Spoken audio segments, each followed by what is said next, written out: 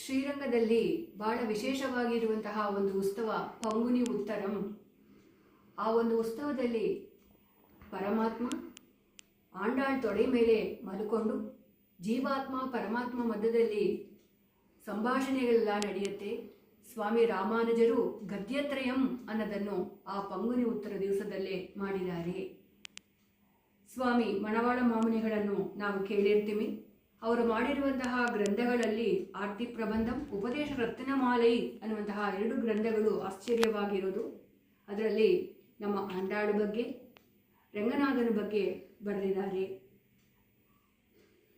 ಆಳ್ವಾರಳನ್ನು ನೋಡಕ್ಕಾಗಿ ಪರಮಾತ್ಮನೇ ಬಂದು ಸೇರಿದಾನೆ ಉಲಗಳಂದ ಪೆರುಮಾಳ್ ಅನ್ನುವಂತಹ ಪೆರುಮಾಳನ್ನು ನಾವು ನೋಡಬಹುದು.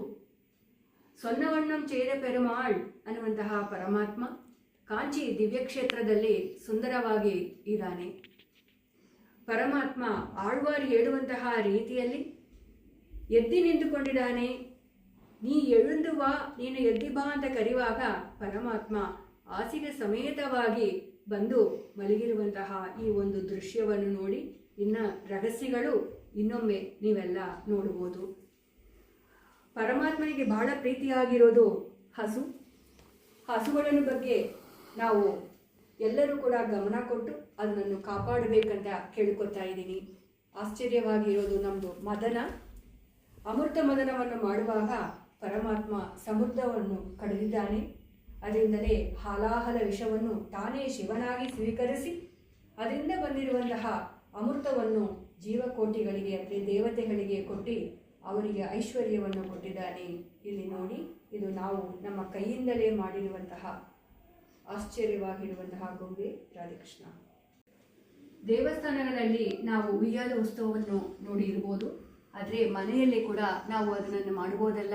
ಬನ್ನಿ ನೋಡೋಣ. ಇಲ್ಲಿ ನಾವೇ ಮನೆಯಲ್ಲಿ ಸುಂದರವಾಗಿ ಉಯ್ಯಾಲವನ್ನು ಕಟ್ಟಿ ಅದರಲ್ಲಿ ರಾಧಾ ಮಾಧವನಾಗಿ, ಬಾಲಕೃಷ್ಣನಾಗಿ, ರಾಧಾ ದೇವಿಯಾಗಿ ಸುಂದರವಾಗಿ ಲಲಿತಾ ಸಖಿ, ವಿಶಾಖಾ ಸಖಿ ಜೊತೆಯಲ್ಲಿ ಶ್ರೀನಿವಾಸನಾಗಿ ಸುಂದರವಾಗಿ ನಮ್ಮ ಮನೆಯಲ್ಲಿ ಕೊಲುವಿದ್ದಾನೆ. ನಿಮಗೂ ಆಸೆ ಉಂಟಲ್ವಾ?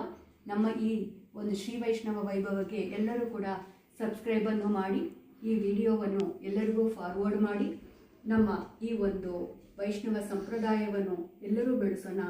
ರಾಧಾಕೃಷ್ಣ.